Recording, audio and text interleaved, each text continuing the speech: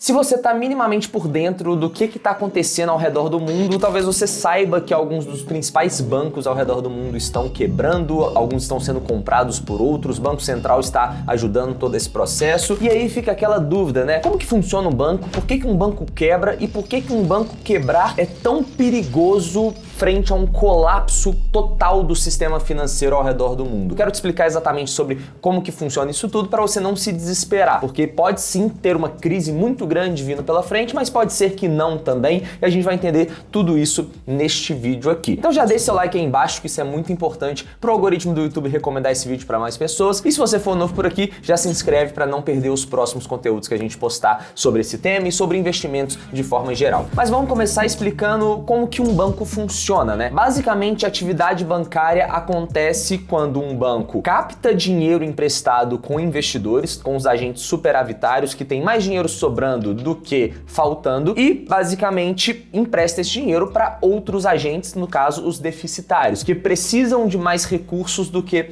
eles têm. E aí o que acontece? Quando ele vai captar esse dinheiro aqui numa ponta, ele vai pagar uma taxa de juros, e quando ele empresta esse dinheiro na outra ponta, ele recebe uma taxa de juros. Então é o ativo e o passivo do banco, aquilo que o banco deve, as fontes de financiamento dele e onde que ele aplica esses recursos, para quem que ele está emprestando, onde está o dinheiro daquelas pessoas. E aí basicamente a diferença das taxas que o banco recebe quando ele empresta para a taxa que ele paga quando ele está recebendo dinheiro é o spread bancário. Spread bancário nada mais é do que o lucro do banco naquela operação, na atividade bancária como um todo. Então, a gente tem esse cenário, que os bancos estão pegando dinheiro emprestado, tem ali o seu passivo e emprestam o seu dinheiro em outra ponta, no caso, no seu ativo. Qual que é o grande problema disso, né? Como que isso pode levar a uma quebra de um banco? Um banco pode quebrar basicamente por dois motivos. Primeiro, é uma falta de confiança, e o segundo é uma iliquidez, ou seja, não ter condições de arcar com todos os seus pagamentos, mas basicamente os dois estão intimamente ligados ali, né? Porque um banco vai quebrar quando alguém precisar sacar o dinheiro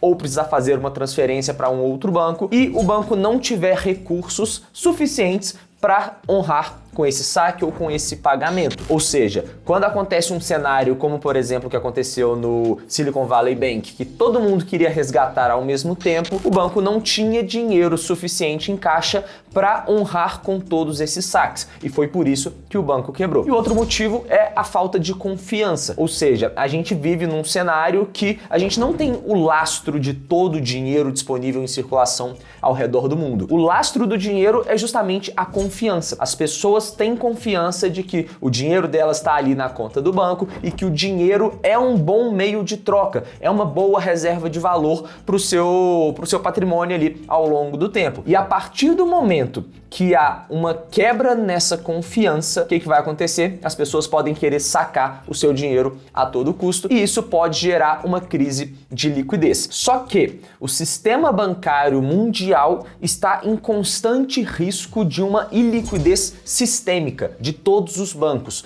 E por que isso acontece? Primeiro, a gente não tem papel moeda disponível para honrar com todos os saques, ou seja, a grande maioria do dinheiro hoje disponível do mundo é escritural, ou seja, é dinheiro eletrônico, tá lá na sua conta do banco, mas se todo mundo, do mundo inteiro, quiser sacar ao mesmo tempo, as pessoas não vão conseguir, porque não tem essa quantidade de papel moeda para isso. Isso pode causar uma crise bancária, pode causar a quebra de vários bancos. Segundo motivo, os bancos podem quebrar por conta dessa iliquidez na hora que as pessoas sacam, não apenas porque não tem papel moeda suficiente, mas sim porque o dinheiro que eles têm ali no passivo foi investido ali no ativo do banco, só que muitas vezes um banco vai captar dinheiro no curto prazo para emprestar esse dinheiro no longo prazo, ou seja, tem esse descasamento de prazos, ou seja, as pessoas colocam dinheiro na conta corrente ali, um depósito à vista, por exemplo, ou um CDB, um título ali de curto prazo, e o banco pega parte desse dinheiro e investe a longo prazo. E quando a gente vai pegar o passivo e o ativo dos principais bancos do mundo,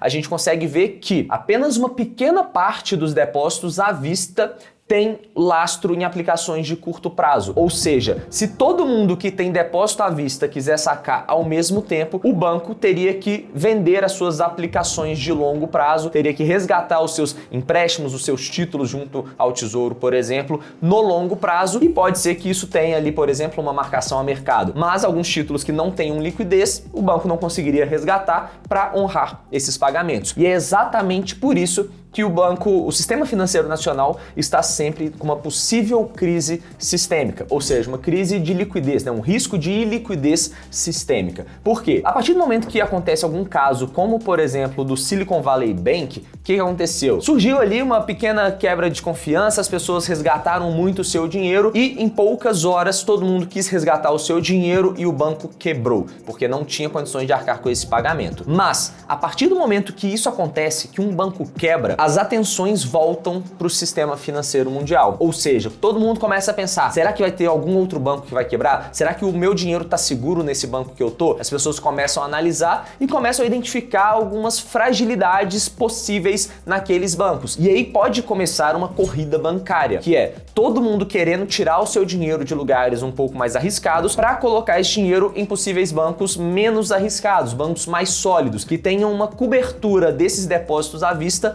maior, ou seja, se todo mundo quisesse sacar o dinheiro ao mesmo tempo, esses bancos que conseguem honrar com um percentual maior desses saques são bancos mais seguros. Então, naturalmente, eles atraem muito mais recursos e eles são considerados mais seguros justamente por conta disso. E aí, o que aconteceu? Teve o caso do Silicon Valley Bank, teve outro banco lá nos Estados Unidos, o Credit Suisse também teve essa situação. E aí, os bancos estão quebrando não necessariamente porque eles eram mal geridos. Pode até ser que o banco quebre por conta disso, mas nesse caso é muito mais por fatores externos, essa corrida bancária, do que propriamente como que o banco estava sendo gerido ali. Então, por exemplo, o que aconteceu no caso do Silicon Valley Bank? Teve essa corrida, só que grande parte do dinheiro do passivo do banco estava sendo investido ali no ativo em títulos do Tesouro de longo prazo. E a partir do momento que o banco precisou resgatar esse dinheiro para honrar com os saques, ele sofreu uma marcação a mercado muito grande. Por quê? Grande parte desses investimentos tinham sido feitos quando a taxa de juros estava muito baixa. Então a taxa de juros lá nos Estados Unidos subiu muito, naturalmente o preço dos títulos cai e eles tiveram que vender com prejuízo. E esse prejuízo foi muito elevado, causou um risco ainda maior, teve esse deságio e isso amplificou o problema dos saques, que se não tivesse sido essa corrida bancária, não teria tido esse possível problema.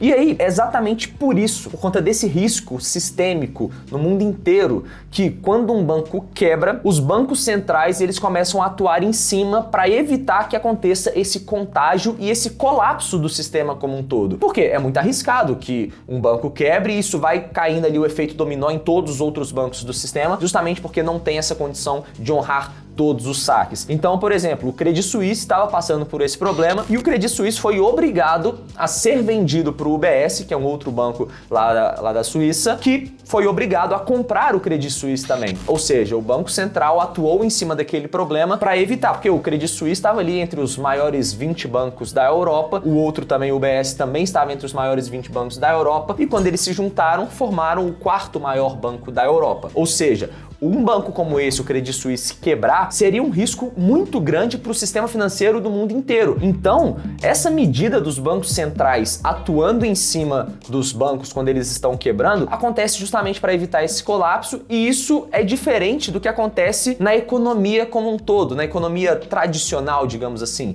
Por quê? Se você tem uma empresa, você pega ali suas fontes de financiamento, investe de forma equivocada, não consegue honrar os seus pagamentos, e você quebra, o problema é seu. A empresa vai quebrar e tchau pra ela. O próximo da fila vai entrar aí no mercado. Mas, quando isso acontece no banco, no sistema financeiro, por conta desse risco, o Banco Central vai atuar e vai evitar que isso aconteça em grande parte das vezes. E aí, essa medida ela é muito boa por um lado, mas é muito ruim por outro lado. Primeiro, ela é muito boa porque a concentração ela é benéfica. Porque se o banco é mais sólido, é um banco muito grande, ele é sólido e vai ficando cada vez mais concentrado nele, aquilo ali é benéfico porque num cenário como esse vai todo mundo querer levar dinheiro para aquele banco que é mais seguro. Só que ao mesmo tempo, aquele banco que é muito grande, por ele ser muito grande, ele começa a ficar aquele famoso too big to fail, né? Ele é muito grande para ele cair e se ele falha e se ele quebra, o que vai acontecer? O risco no sistema financeiro como um todo, o risco de colapso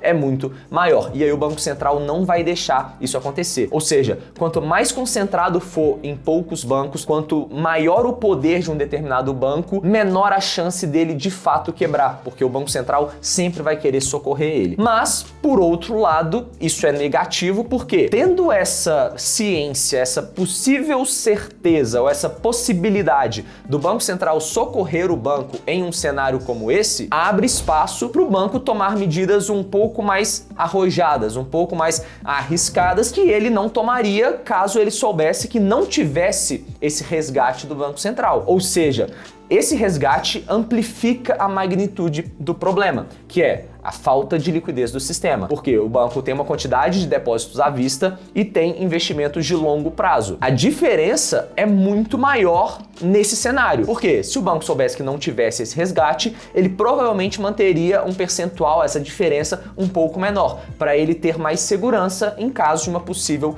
corrida bancária. Então, tem que tomar muito cuidado com isso. É mais ou menos esse o cenário que a gente está vivendo no mundo hoje. Tá tendo essa corrida bancária das pessoas resgatando seu dinheiro de lugares mais arriscados para colocar dinheiro nos lugares mais seguros, e isso acaba impactando, né? Se o banco não tiver condições de honrar com todos os pagamentos, o que vai acontecer? O banco pode quebrar, e isso é um risco muito grande para o sistema, porque amplifica ainda mais o problema, gera esse possível colapso, o Banco Central vai agir em cima, enfim, vamos ver o que vai acontecer daqui para frente. Se tiver ficado qualquer dúvida, pode deixar aí nos comentários também. Espero que esse vídeo tenha esclarecido, que tenha te ajudado. Se você é novo por aqui, se inscreve para não perder os próximos vídeos. Tamo junto e até a próxima.